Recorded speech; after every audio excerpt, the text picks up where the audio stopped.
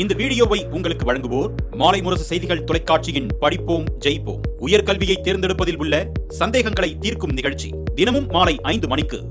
வணக்கம். மாலை முரசு செய்திகளை விரிவாக பார்ப்பதற்கு முன் முதலில் தற்போதைய நேரத்திற்கான தலைப்புச் செய்திகளை பார்க்கலாம். மத்திய மேற்கு வங்கக்கடல் மற்றும் அதனை ஒட்டிய தென்மேற்கு வங்கக்கடல் பகுதிகளின் மேல் வளிமண்டல மேலடுக்கு சுழற்சி நிலவுவதாக வானிலை ஆய்வு மையம் தகவல். 22ஆம் தேதி வாக்கில் ஒரு காற்றழுத்த தாழ்வு பகுதி உருவாகி வடக்கு திசையில் நகர்ந்து மேலும் வலுவடையக்கூடும் எனவும் கணிப்பு.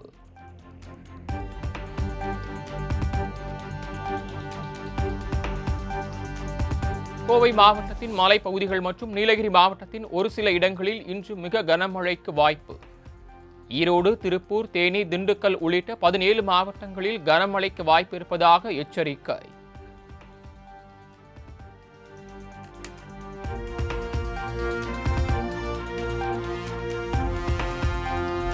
நீலகிரி மாவட்டத்தின் ஓரிரு இடங்களில் நாளை கன முதல் மிக கனமழை பெய்ய வாய்ப்பு. 12 மாவட்டங்களில் நாளை கனமழைக்கு வாய்ப்பு இருப்பதாகவும் கணிப்பு.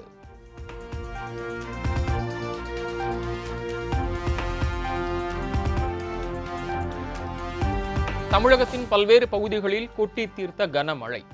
வெப்பம் தணிந்ததால் பொதுமக்கள், விவசாயிகள் மகிழ்ச்சி.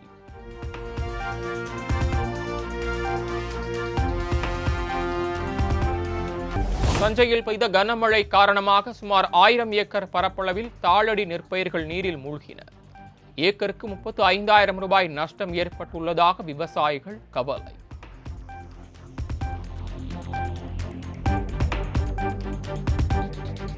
சங்கராபுரம் அருகே வெள்ளத்தில் அடித்துச் செல்லப்பட்ட தற்காலிக தரைப்பாலம். இடுப்பில் கயிற்றை கட்டிக்கொண்டு ஆற்றை கடந்து செல்லும் கிராம மக்கள்.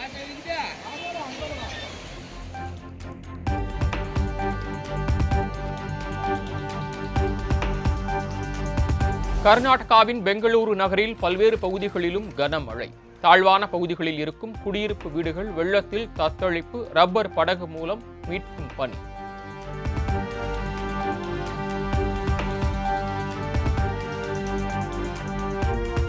பெங்களூருவில் வெள்ளக்காடாக மாறிய பிரதான சாலைகள். வெள்ளம் சூழ்ந்ததால் பேருந்து உள்ளிட்ட வாகனங்கள் சிக்கி தவிப்பு.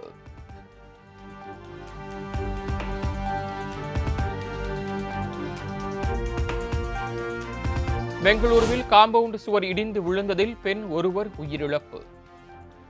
கட்டிட இடிபாடுகளில் சிக்கிய பெண்ணின் உடலை மீட்டு விசாரணை.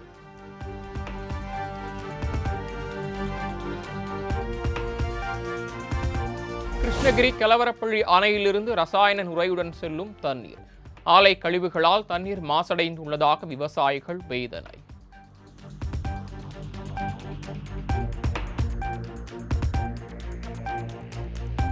தென்மேற்கு பருவமழையை எதிர்கொள்ள தமிழக அரசு தயாராக உள்ளது. நிலச்சரிவு ஏற்படும் இடங்களை கண்டறிந்து உரிய நடவடிக்கை எடுக்க வேண்டுமென அதிகாரிகளுக்கு முதலமைச்சர் மு.க.ஸ்டாலின் உத்தரவு. அந்த இயற்கை சீற்றங்களிலிருந்து மக்களை காக்க வேண்டிய பெரும் கடமை அரசுக்கும் அரசு அதிகாரியான உங்களுக்கும் தான் இருக்கு. இப்போ நாம தென்மேற்கு பருவமழையை எதிர்கொள்ள இருக்கிறோம். இதுல இயல்பான மழை பொழிவு தான் இருக்கும்னு இந்திய வானிலை ஆய்வு மையம் தெரிவிச்சிருக்கு. என்னதான் நிலத்தடி நீர் பெருக்கம், காவேரி டெல்டா மேலாண்மை உள்ளிட்டவற்றுக்கு இந்த மழை துணையாக இருந்தாலும்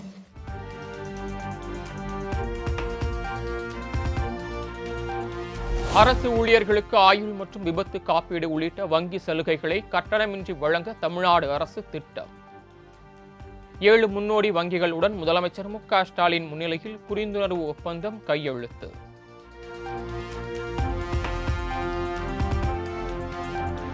கோவையில் சுமார் 200 கோடி ரூபாய் செலவில் அமைக்கப்பட உள்ள மத்திய சிறைச்சாலை கட்டடத்திற்கு முதலமைச்சர் மு.க.ஸ்டாலின் அடிக்கல். 1118 காவலர் குடியிருப்புகளுக்கும் காணொலி வாயிலாக அடிக்கல் நாட்டினார்.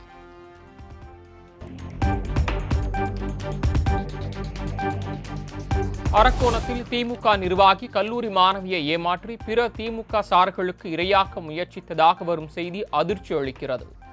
திமுக நிர்வாகிகள் மீது நடவடிக்கை எடுக்க எடப்பாடி பழனிசாமி வலியுறுத்தல்.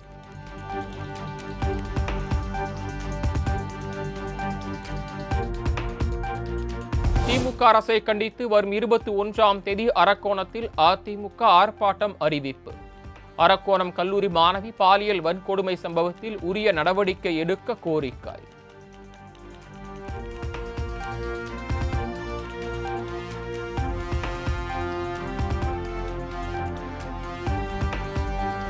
சாம்சங் தொழிலாளர்களுக்கான ஊதிய உயர்வு குறித்த முத்தரப்பு பேச்சுவார்த்தையில் சுமூக உடன்பாடு. 18,000 ரூபாய் ஊதிய உயர்வு வழங்க சாம்சங் நிறுவனம் ஒப்புதல்.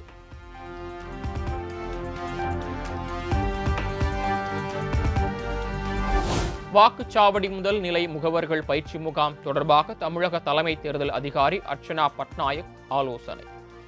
12 அங்கீகரிக்கப்பட்ட அரசியல் கட்சிகளின் பிரதிநிதிகள் ஆலோசனை கூட்டத்தில் பங்கேற்பு.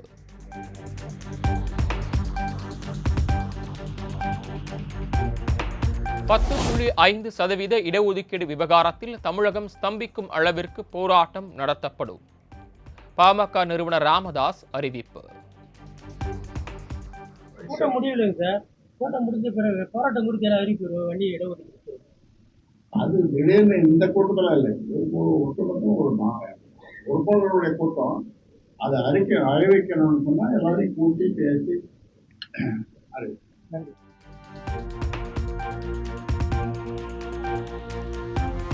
பாமகவில் சிலருடைய பொறுப்பை பறிக்கப் போவதாக சமூக வலைதளங்களில் பரவி வருவது தவறான கருத்து. பாமக நிறுவனர் ராமதாஸ் குற்றச்சாட்டு. வதந்தின்னு ஒரு வார்த்தை போடுங்க. வதந்தி கடைசியில தீர்த்தன முடியுது. அந்த வதந்தியை பரப்பதற்கு சில ஊடகங்கள் எதையாவது சொல்லி வருகின்ற தேர்தலை மிகப்பெரிய வெற்றியை பெறுவதற்காகவும் இந்த கூட்டத்தில்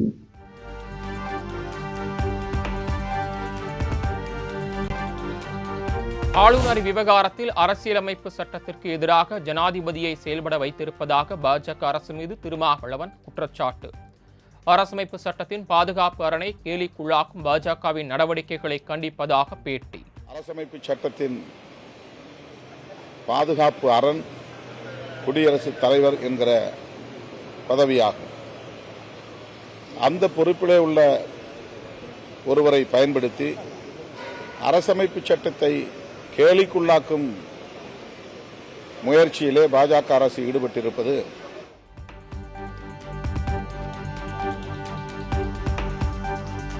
வல்லக்கடவு முல்லை பெரியாறு காட்டு சாலையை 4 வாரங்களுக்குள் கேரள அரசே சீரமைக்க வேண்டும். தமிழ்நாடு அரசு தொடர்ந்த வழக்கில் கேரள அரசுக்கு உச்சநீதிமன்றம் அதிரடி உத்தரவு.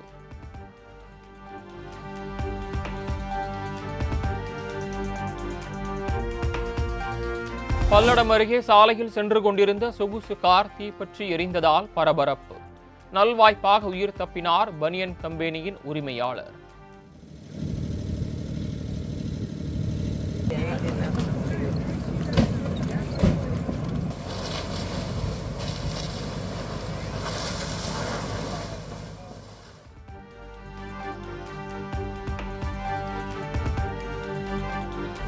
திருமங்கலம் தற்காலிக பேருந்து நிலையம் சேரும் சகதியுமாக இருப்பதால் பயணிகள் அவதி. முன்னாள் அமைச்சர் RB உதயகுமார் தலைமையில் 100க்கும் மேற்பட்ட அதிமுக தொண்டர்கள் தர்ணா போராட்டம்.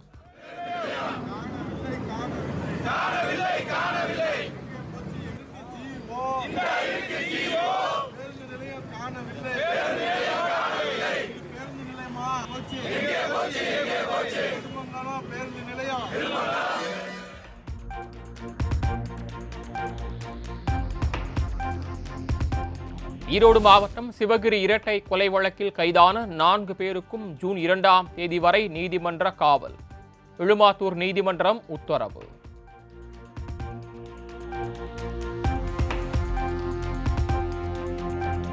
ஈரோடு மாவட்டம் சிவகிரி இரட்டை கொலை வழக்கில் சிக்கியவர்கள் 6 மாதங்களில் 5 பேரை கொன்று நகைகளை கொள்ளையடித்தது அம்பலம். திருட்டு நகைகளை உருக்கி கொடுத்ததாக நகைக்கடைமையின் உரிமையாளர் ஞானசேகரன் என்பவரை கைது செய்துள்ளதாக மேற்கு மண்டல IG தகவல். மேற்கொண்டு விசாரிக்கும் பொழுது கடந்த ஆண்டு கடைசியில் அவினாசிபாளையம் காவல் நிலையத்தில் 3 பேர் இதே மாதிரி கொலை செய்யப்பட்டாங்க. தெய்வசிகாமணி, அவருடைய மகன் செந்தில்குமார், அதே மாதிரி அவருடைய மனைவி.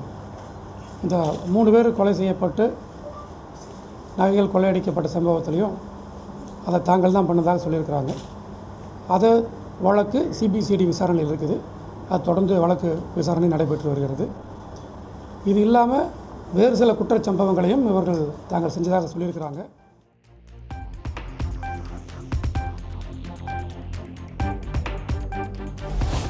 ராணிப்பேட்டை தேசிய நெடுஞ்சாலையில் ஓரங்கட்டி நிற்கும் லாரிகளை குறிவைத்து டீசல் திருட்டு.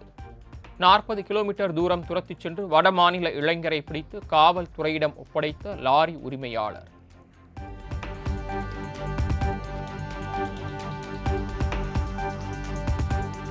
ராமநாதபுரம் அருகே பேருந்தே செல்லாத ஊருக்கு முதன்முறையாக அரசு பேருந்து இயக்கம்.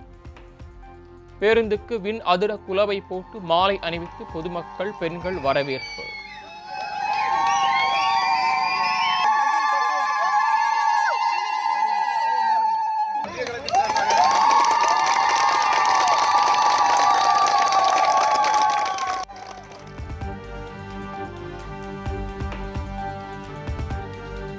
கோடை விடுமுறையை கொண்டாட கொடைக்கானலில் குவியும் சுற்றுலா பயணிகள். பிரையண்ட் பூங்காவில் புத்தாட்டம் போட்டு மகிழ்ச்சி.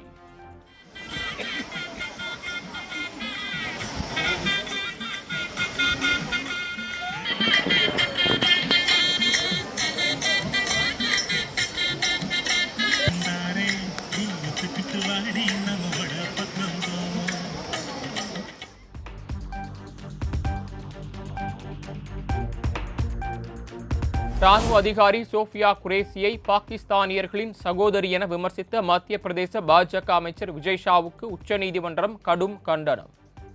வழக்கிலிருந்து விடுபடுவதற்காக கேட்கப்படும் மன்னிப்பை முழுமையாக நிராகரிப்பதாக நீதிபதிகள் கருத்து.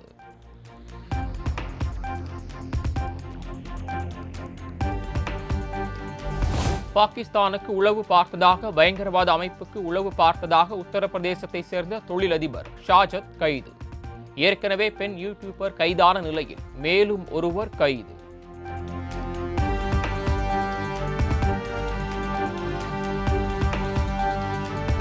திருப்பதி ஏழுமலையானுக்கு வெள்ளி விளக்குகள் நன்கொடை.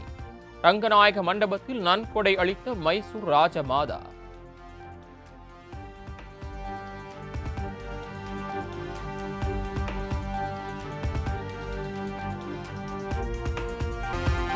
போப் பதவியேற்பு விழாவில் சந்தித்துக் கொண்ட அமெரிக்க துணை அதிபர் ஜே.டி. வான்ஸ் மற்றும் உக்ரைன் அதிபர் ஜெலன்ஸ்கி. வெள்ளை மாளிகையில் நடந்த சந்திப்பின் போது இருவரிடையே வாக்குவாதம் ஏற்பட்ட நிலையில் தற்போது பரஸ்பரம் நலம் விசாரிப்பு.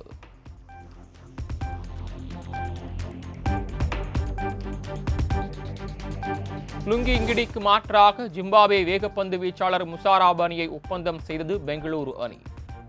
உலக டெஸ்ட் சாம்பியன்ஷிப் போட்டிக்கான பயிற்சியில் ஈடுபட தென்னாப்பிரிக்க அணியுடன் இணைய உள்ளதாக தகவல்.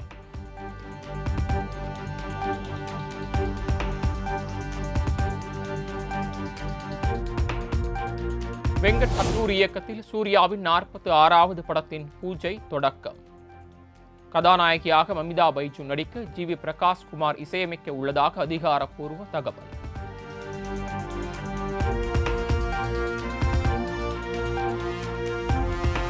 திருமண தேதியை அறிவிக்க உள்ள நடிகர் விஷால்.